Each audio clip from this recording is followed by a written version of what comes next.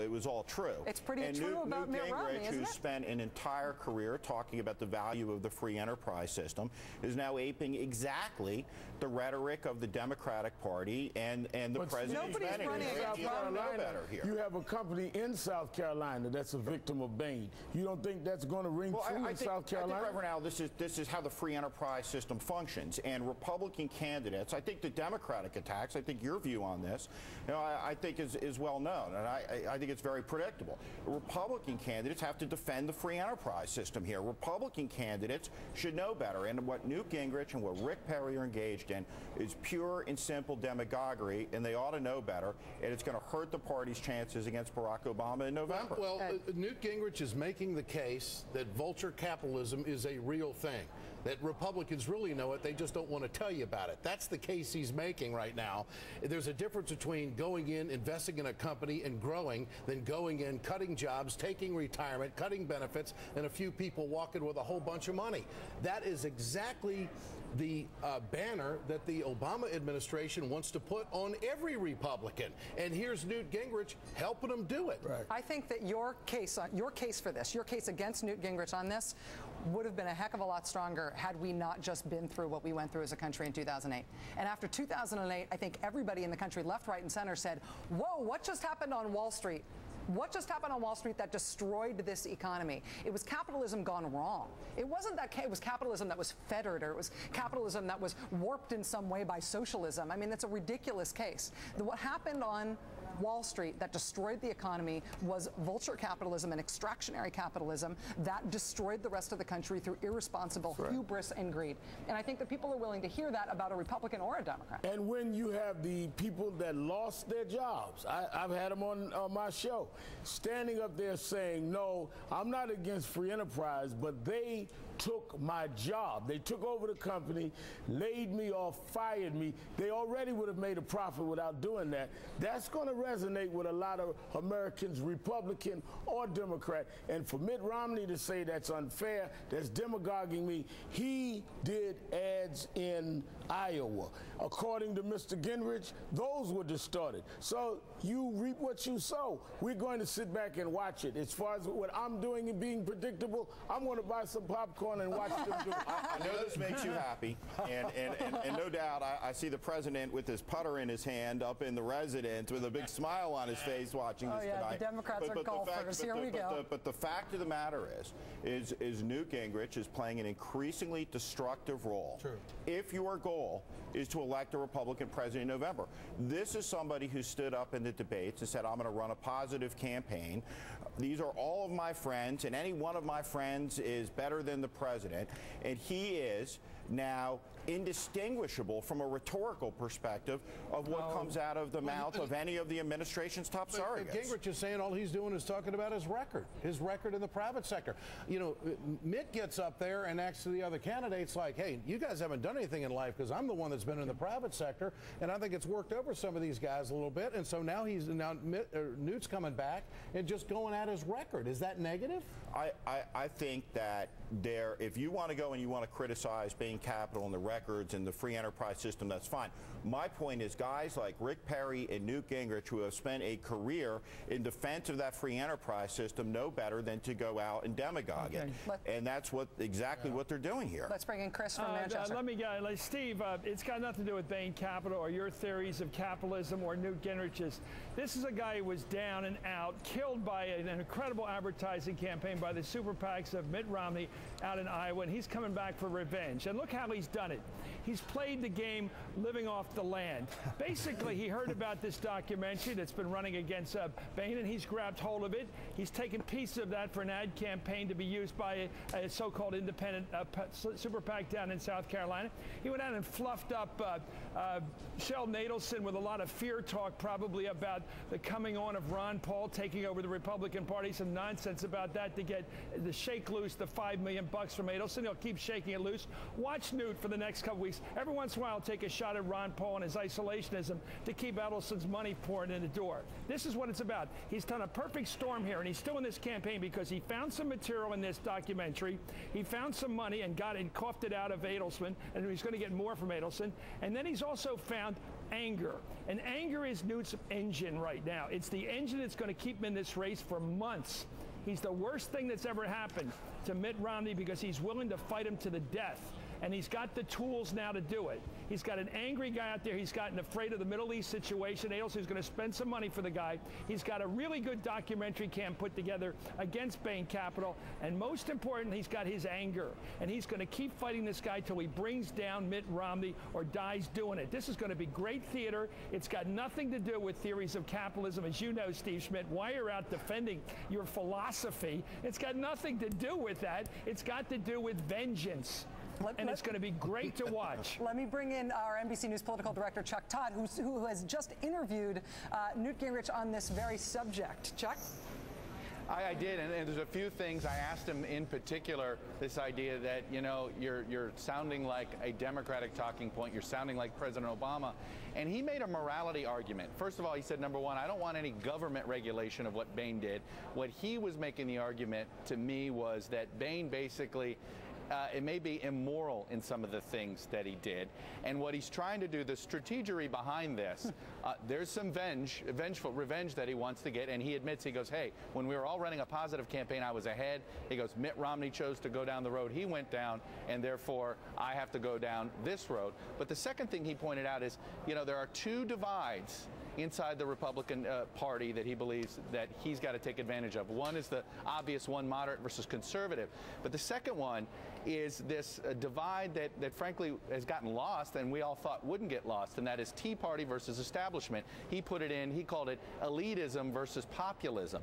And he's making a populism play because he believes in particular the next two states, much harder hit economically. Look at Florida, huge foreclosures issue in this. And he said, you know, the Tea Party was upset, not just about big government, not just about big unions, but big banks. And he's trying to use Bain and use this as a way to draw a line there and become the candidate of the Tea Party. And when I implied, I even said, is this the kind of campaign Sarah Palin would have run? Remember, he just got the endorsement of Todd Palin. He didn't want to go down that road, but he did say, you know, this is, you know, I came from a middle-class background. He started talking about that. So I think we're seeing a shift here. Remember, it was all about the real conservative versus the moderate in Iowa and even the first half of this week. Now, the traction he believes he's found, yes, there's a little bit of revenge going on here, but he's trying to see if he can channel Tea Party. He's trying to see if he can channel conservative populism. And let's remember, New Hampshire's an outlier. This is not a Republican electorate that we're going to see again in a primary, perhaps until California or Hawaii. The next four primaries, South Carolina, Florida, Arizona, and Michigan. We have four primaries in the next 6 weeks, some caucuses in there too. They're all going to be much more conservative electorates, and they're all going to be electorates with much more that have been feeling economic pain, and that's why Gingrich thinks this might be a road worth traveling because it really may hurt Romney. Chuck, thank you. I think that the point on populism is absolutely right. I think on the left and on the right, populism is the most underappreciated dynamic within the Beltway. It works in elections, and nobody in Washington ever thinks it's gonna, but always and over again, it does, both on the left and the right. All right, when we return, we'll have more from our exit polling, plus the moderator of Meet the Press, David Gregory, will be joining us, and the first results from New Hampshire are coming in. The polls close across the state at 8 o'clock Eastern. That's just about 45 minutes from now. That's when we will have our first characterization of the race tonight. MSNBC's coverage of the New Hampshire primary continues in just a moment.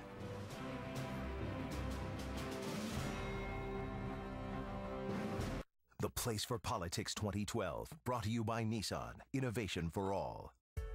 Wouldn't it be cool if you took the top down on a crossover? If there were buttons for this? If your transmission never changed gears? Wouldn't it be cool if your car could handle the kids and the Nürburgring? Or what if you built a car in Tennessee that could change the world? Yeah, that would be cool. Nissan. Innovation for today. Innovation for tomorrow. Innovation for all.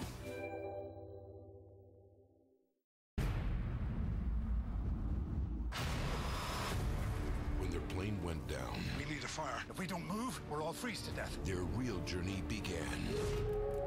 What was that? Stare right back at him. On January 27th. There's trees out there. If we get there, we can better defend ourselves. They will stop at nothing to get back home. There's not a second goes by when I'm not thinking of you. The Gray, rated R, starts January 27th. I'm away on a movie shoot, and it hasn't been going exactly as planned. Cut! I thought we'd be on location for 3 days. It's been 3 weeks, so I had to pick up some more things. Good thing I've got the City Simplicity card. I don't get hit with a fee if I'm late with a payment, which is good, because on this job, I may not be home for a while. The new City Simplicity card. No late fees, no penalty rate, no worries. Ever since we got Charter Internet, Timothy's been acting a little... Odd. Charter has increased its internet upload and download speeds again. I can download 8 songs in 3 seconds, or an entire movie in 2 minutes. I can do anything. I am the internet. Timothy? Invisibility! I can still see you, you know. Don't have Charter Internet? Call today and get speeds up to 30 megs for only $30 a month. Buzz, buzz, buzz, buzz. You know, typical alarm clock. I am so glad to get rid of it. Just to be able to wake up in the morning on your own, that's a big accomplishment to me. I don't know how much money I need, but I know that whatever I have, that's what I'm going to live within.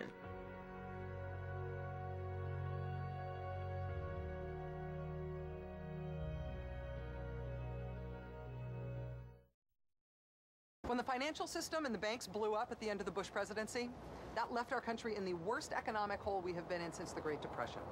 Unemployment, businesses failing, the poverty numbers. Well, one silver lining, actually, in the poverty numbers is older Americans. Older Americans, relatively speaking, are doing okay, even in these hard times. And that's because of Social Security, which is not a Ponzi scheme. It is not bankrupting us. It is not an outrage. It is working.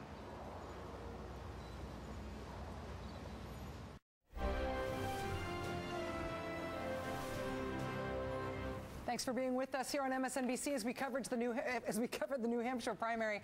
We're about 40 minutes away from polls closing statewide in New Hampshire. Obviously, Mitt Romney, having won in Iowa, is looking to win in New Hampshire, as Governor Tim Pawlenty, a Romney surrogate, was pointing out earlier this hour. We have not previously seen a Republican nominee win in Iowa and then win in New Hampshire. Would that make Mitt Romney the prohibitive favorite moving forward in difficult states like South Carolina and Florida? Yet to be seen. As for right now, we've got more numbers from our exit polling. And for that, we turn to Tamron Hall. Tamron?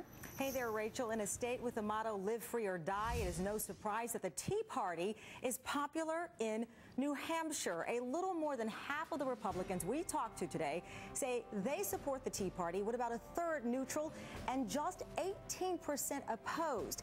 And that lines up pretty well with the way New Hampshire voters identify themselves ideologically.